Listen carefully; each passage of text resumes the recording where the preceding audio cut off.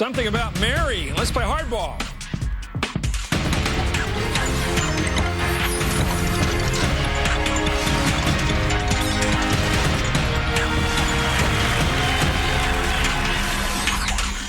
Good evening, I'm Chris Matthews in Washington. Watergate. Federal marshals have arrested a group of conservative activists in New Orleans for allegedly attempting to wiretap the offices of Democratic Senator Mary Landrieu. The leader of those arrested, James O'Keefe, was the same conservative activist who became a right-wing hero for imitating a pimp at various ACORN offices. He, together with 3 others, were taken into custody after being caught trying to bug the offices of Senator Landrieu, a moderate Democratic lawmaker. They had represented themselves as telephone repairmen. The attempted bugging is a throwback to the 1972 break-in and similar attempted bugging at the Democratic National Committee headquarters at the Watergate office complex in Washington. That incident and the attempt to cover it up led to the destruction of Republican President Richard Nixon.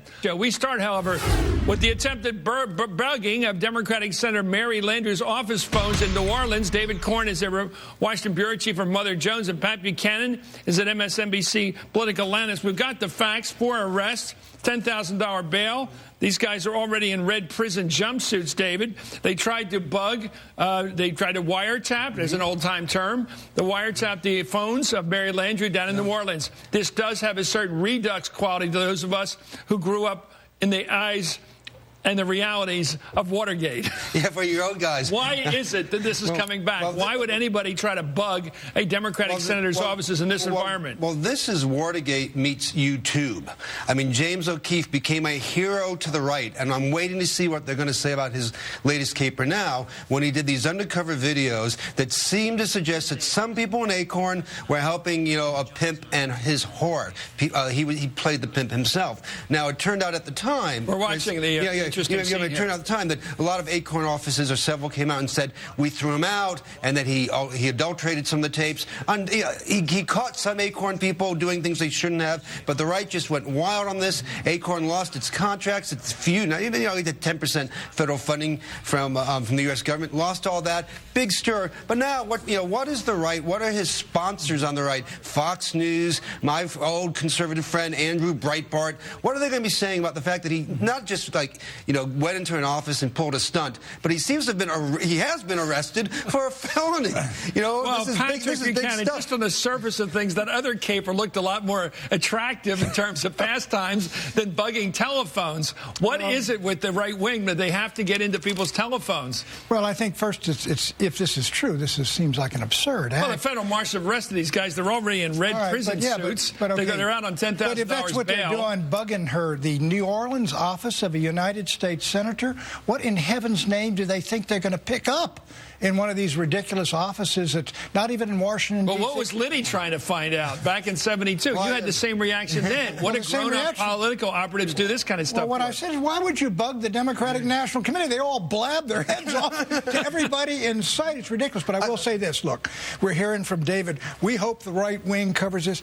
I'm sure the right wing will give this a little more coverage than the left wing gave to the ACORN scandal. Well, we covered it all here, Pat. That was late. Listen, I tell you, if there was an office they were going to bug if they wanted to continue in a theme that they started with, it should be David Vitter. You want to go after somebody down in Louisiana who has a known problem, using phones particularly, then you go after David Vitter. People are just getting disturbed. Everybody's watching this sort of exciting picture of this guy with his pretend prostitute. But here we go. Listen to this. A conservative activist who posed as a pimp to target the community organizing group ACORN. He's also the son of a federal prosecutor from Shreveport. Were among 4 people arrested by the FBI and accused of trying to interfere with phones at Senator Mary Landrieu's office. On Monday, activist James O'Keefe, together with others, showed up claiming to be telephone repairmen.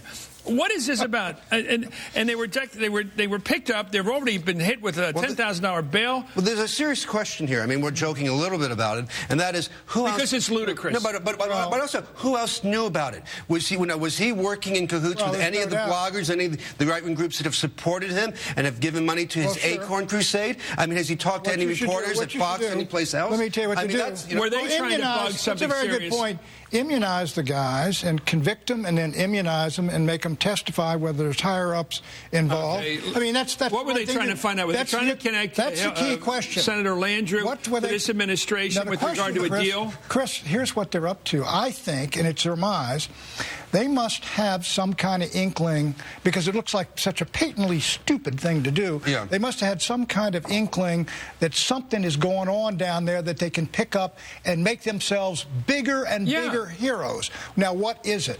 Well, were they going to? Another scenario is that they were going to try to pull some stunt that they needed to tape the phone call in order to make it work. And there are two possibilities. One is they were trying to listen in on a legitimate conversation to get some goods to drop on her, or that they were trying to create news and to make it work on the YouTube, and they needed the audio portion of it as well. But my suspicion is somebody told them something's going on, and you guys can be big heroes, and they were drawn into this. But it's a good question. Who else knew about this? Is this these guys acting as cowboys on their own? What did the conservative blogosphere know, and when did it know? Well, it's interesting in these cases where people commit criminal acts. Apparently, this is obviously going to be tried in court. Right. Fair enough. They're not proven guilty yet, but they have been put out on bail. They've already thrown into prison suits on this regard.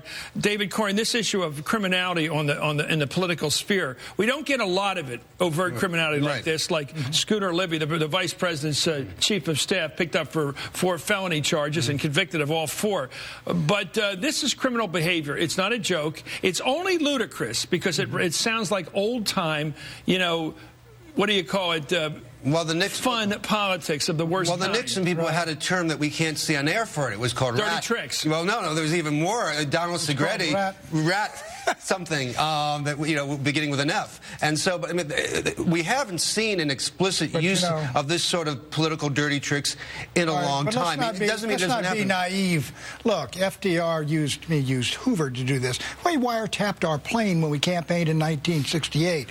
Nixon, as soon as he got out of the vice presidency, has his tax returns reviewed. This kind of hardball, Johnson and Kennedy and FDR especially used it. There's not hard evidence that Carter did or that Truman did. But no of the White House talked about bombing the Brookings Institution. Let's do the political analysis here. We're going to go on. We've got some other issues tonight. Sure. First of all, it seemed to me that politics turns in about a minute here.